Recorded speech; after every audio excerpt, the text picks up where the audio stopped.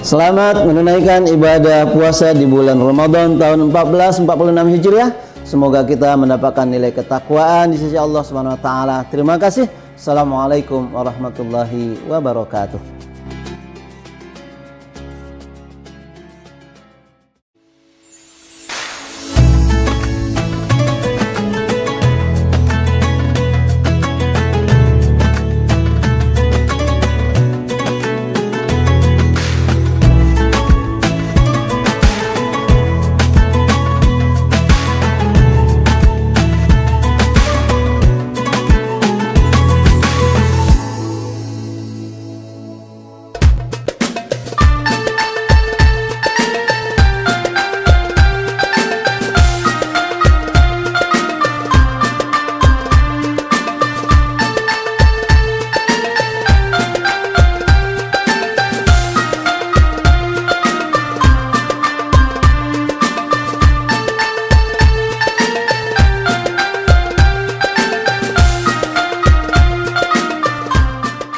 Assalamualaikum warahmatullahi wabarakatuh.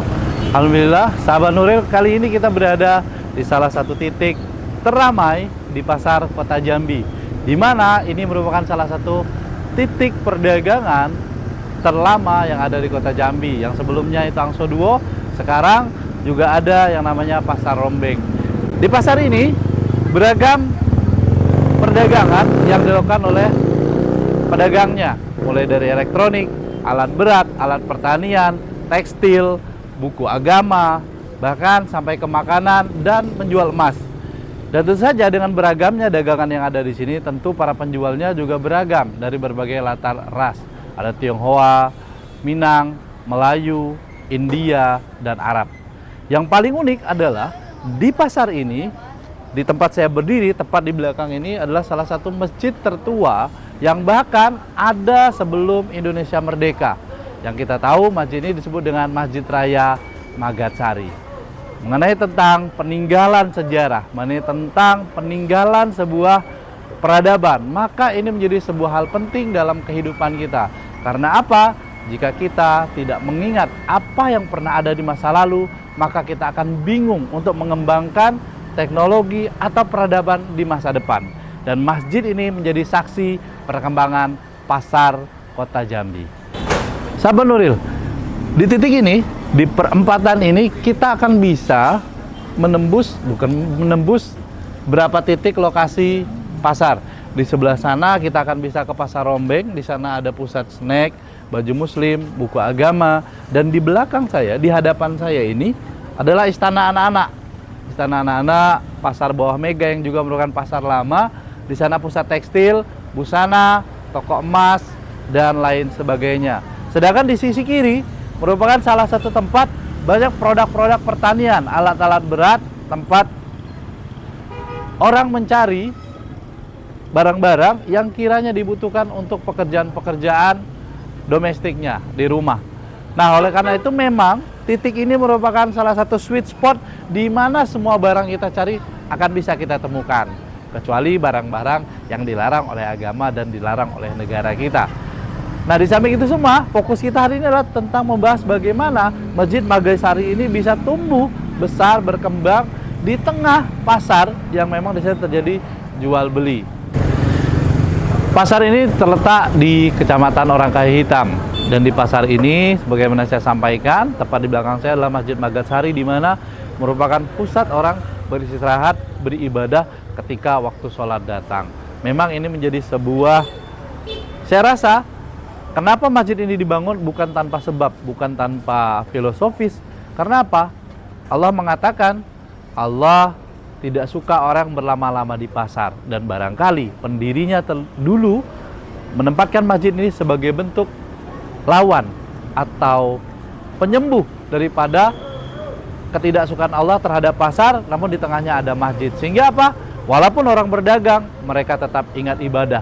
Karena 5 waktu azan terus berkumandang, sesibuk apapun pekerjaan, sesibuk apapun melayani pelanggan, orang akan tetap ingat sholat. Terlepas apakah mereka nanti sholat pada tepat waktu atau sholat agak telat sedikit. Namun yang paling penting, kita tahu dan kita pahami bahwa masjid itu digunakan sebagai pusat peribadatan, silaturahmi, dan sekedar bercengkerama. Terkait dengan Masjid Magatsari ini, maka ini merupakan bangunan tua yang dikelilingi oleh bangunan kolonial. Jadi kalau kita lihat, ruko-ruko yang berderet ini sebelah sana merupakan peninggalan zaman Belanda pada masa itu. Dan digunakan sebagai, mungkin sebelumnya kantor, setelah itu berubah fungsi menjadi pasar. Kalau bicara sejarahnya, maka Masjid Magatsari ini merupakan masjid yang dibangun rampung sejak diperkirakan tahun 1906, di mana pada saat Sultan Tasaifuddin masih hidup dan berjuang melawan penjajahan Belanda. Maka tidak salah kalau saya katakan masjid ini ada sebelum Indonesia merdeka.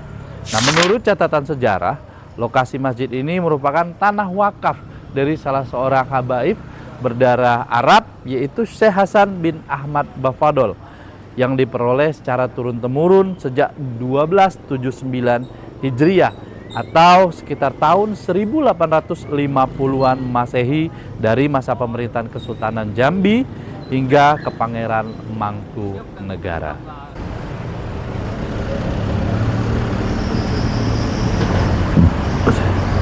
Kalau kita lihat, ukuran bangunan Masjid Magatsari ini sudah mengalami banyak perubahan yang kita tidak tahu bentuk aslinya bagaimana.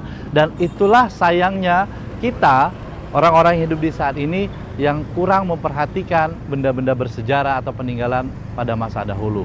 Seandainya saja kalau kita peduli, mungkin ini bisa menjadi salah satu museum peninggalan yang bisa menjadi salah satu spot pendidikan, spot edukasi, dan spot wisata religi yang ada di kota Jambi.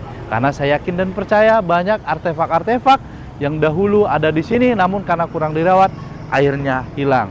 Namun, apakah kita bisa menemukan sejarah masjid ini dari garis keturunan Mbah Fadal menampakkan tanah masjid ini? Jadi awalnya masjid ini berukuran 30 kali 30 meter dengan ditopang 4 tiang berbahan kayu bulian. Salah satu kayu yang keras, kayu yang sulit dicari sekarang.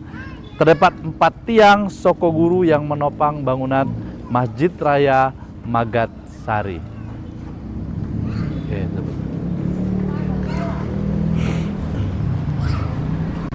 Yang menarik adalah ciri khas dari masjid ini, yaitu di mana atapnya berbentuk sirap tumpeng.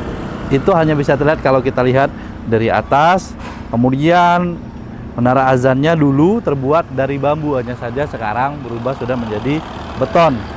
Setelah itu, ciri khas lain adalah dari sisi dekoratif serta kubah setengah lingkarannya merupakan salah satu ciri khas yang berwarna hijau, dan di dalamnya ada kaligrafi dengan ukiran pada mimbarnya. Memang sepanjang perjalanan dari tahun 1906 kita ketahui bangunan itu pasti mengalami perubahan, kerusakan, sehingga butuh renovasi. Dan tentu saja renovasi itu tidak mengurangi nilai sejarah yang terdapat pada Masjid Magatsari. Barangkali nanti kita akan bisa mendapatkan informasi lebih lanjut sembari kita bertanya-tanya dengan salah satu pengurus Masjid Raya Magatsari. Sebelum kita lanjut, saya ingin menyampaikan bahwa pasar ini, masjid ini akan selalu ramai setiap harinya, bukan hanya di bulan Ramadan, bahkan di hari-hari biasa kita akan melihat keramaian orang mondar-mandir di sini, karena memang di sini menjadi salah satu titik tengah yang bisa tembus kemana saja. Oleh karena itu, kalau ke Jambi, jangan lupa mampir ke Masjid Raya Magatsari, karena bukan hanya Masjid Al-Falah, tetapi Masjid Magatsari juga merupakan masjid bersejarah di kota Jambi.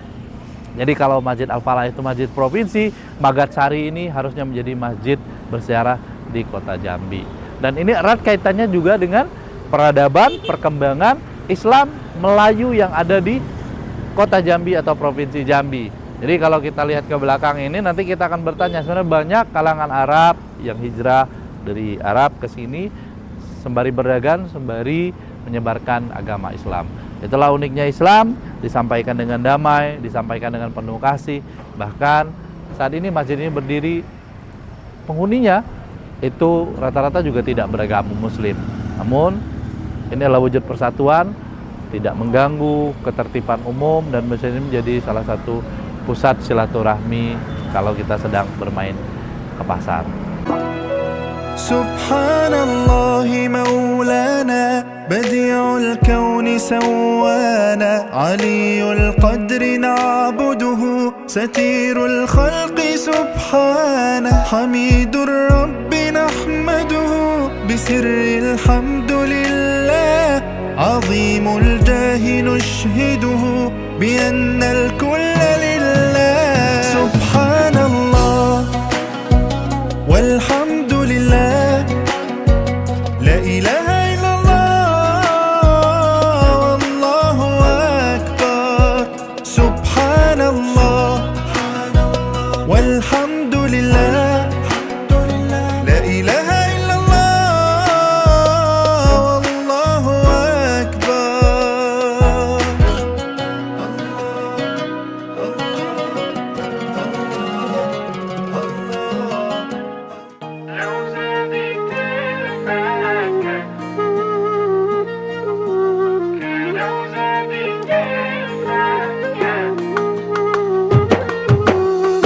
لو زادت الفاكهة الله نروح معك لو زادت الفاكهة الله نروح. Assalamualaikum warahmatullahi wabarakatuh.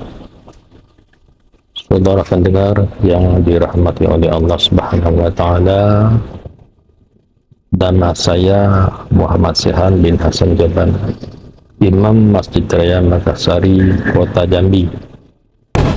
Jadi Masjid Raya Makassari ini pertama sekali berdiri tahun 1906, dan kegiatan yang berada di bulan Ramadan ini antara lain berbuka bersama masyarakat dan kemudian ada tausiahnya dalam agama, kemudian ada tahlil menjelang berbuka puasa, kemudian sholat berjamaah di Masjid Raya Makassari Kota Jambi, dan sampai sholat isya, kemudian sholat tarawih berjamaah. Jadi soal pengurusan Masjid Raya Makassari Kota Jambi ini itu dari turun temurun, jadi pilihan dah kan. Kalau ketua umumnya itu dari wali kota, kemudian ketua hariannya Kiai Haji Yahya Aqodir, itu pengurusnya juga, kemudian dibantu oleh sekretaris bendaharawannya kan, dan sehari-harinya yang bermukim di sini ya terasa tidak ada. Sini kan banyak toko-toko, jadi sekedar aktivitas sehari-hari dagang. Jadi kalau zuhur asar itu ya sampai jamaahnya insya Allah sampai 5-7 sab itu. Kalau maghribnya ya berkurang lah, karena masyarakat kalau sudah sore sudah banyak pulang kan. Nah, kemudian kegiatan yang lainnya juga alhamdulillah dibantu oleh masyarakat pasar Kota Jambi kan, masyarakat yang boleh katakan yang berdagang di pasar ini. Itulah yang banyak mengisi antara sholat jamaah antara zuhur dan asar. Kemudian kegiatan sehari-harinya kalau dari ada tausiah sesudah sholat asar, dan mulai dan hari Senin yakni Habib Nabil, kemudian hari Selasa mustajab atau mustajab, dan kemudian ada juga Jumat sorenya Habib Hasan Al-Haddad,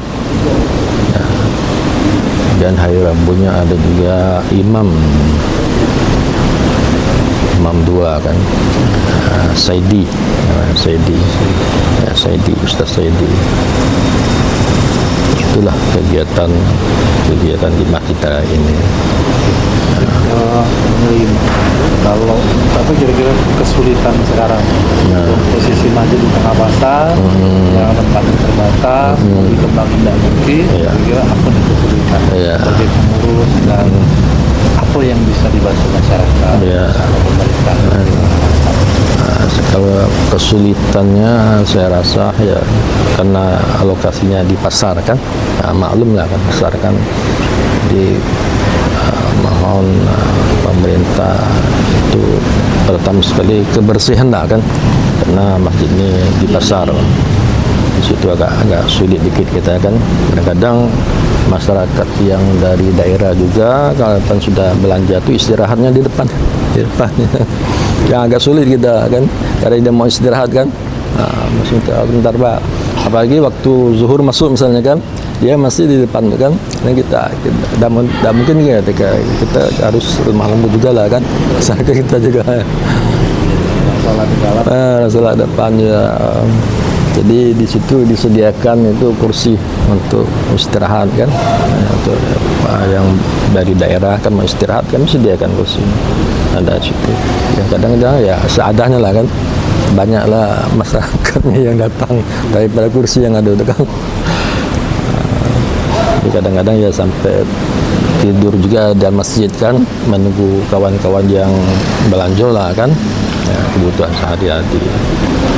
Kemudian sore mungkin baru habis asar, mungkin baru dia bubar itu. Pulang ke daerah masing-masing lah kan. Terus mau nanya lagi, kalau untuk ke depan kira-kira bakal ada pengembangan masjid, perencanaan dari pengurus? Mungkin tadi terkait tempat istirahat, bikin tempat istirahat, ada rencana apa ke depan? Ya, kalau saya rasa untuk kedepannya kalau untuk pengembangan masjid mungkin yang itu juga lah, tempatan lokasinya sudah terbatas ya, tentu. Kalau mungkin tidak bikin tempat khusus istirahat di satu titik, nggak ganggu lalu lalang. Ya, mungkin insya Allah kalau mungkin untuk kedepannya mungkin dipikirkan pengurus juga lah kan, supaya jangan masyarakat itu waktu sholat dia masih duduk di situ kan, di depan kan, tidak enak juga kita sini kan. Kenapa kita bikin di sebelah kiri kan, untuk peristirahatan kan. Nah, itulah.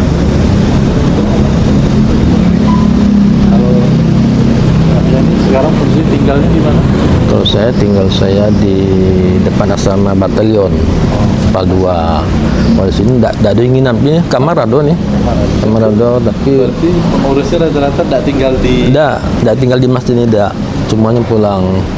Sedangkan kamar ada nih, kamar tempat istirahatnya ada. Ya, karena jarak itu tidak jauh kan. Paling-paling dari asrama ke sini cuma 5 menit lah. Sudah tuh pengurus juga, dia ada toko aja seperti Haji Yahya kan, Al-Wahfan toko dia kan. Jadi dia sehari-hari di pasar nih lah.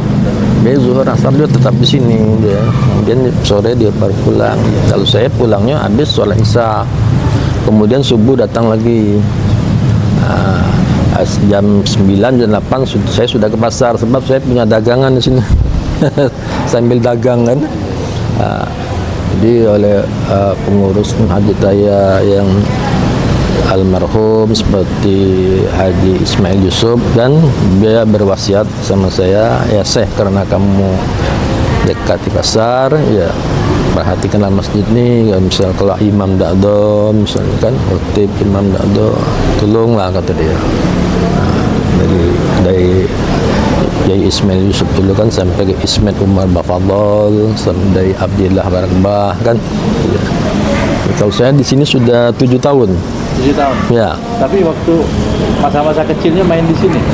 Waktu kecil saya sholat di sini. Iya. Di umur sekarang? Dari umur 60. Sudah 60 tahun. Sudah membersamai masjid. Iya. SD 2, madrasah, kemudian madrasah Al-Khairiyah. Ya, sholatnya di sinilah, ngaji-ngaji di sinilah. Dulu sini masjid ini kan masih papan kan.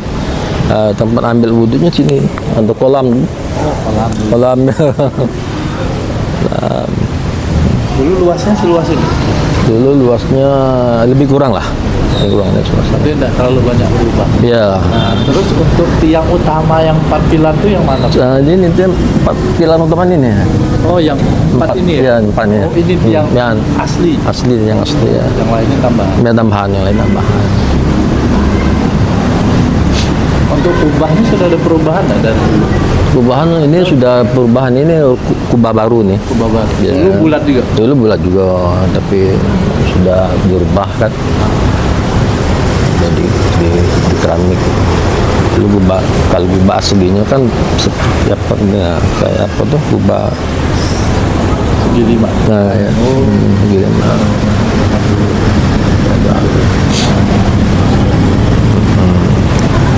Berarti masjid ini kalau habis isya tutup. Sup. Ya. Sudah tidak ada lagi penghuni di pasar. Dan penghuni lagi ya. Tutup. Dari pagi. Ya.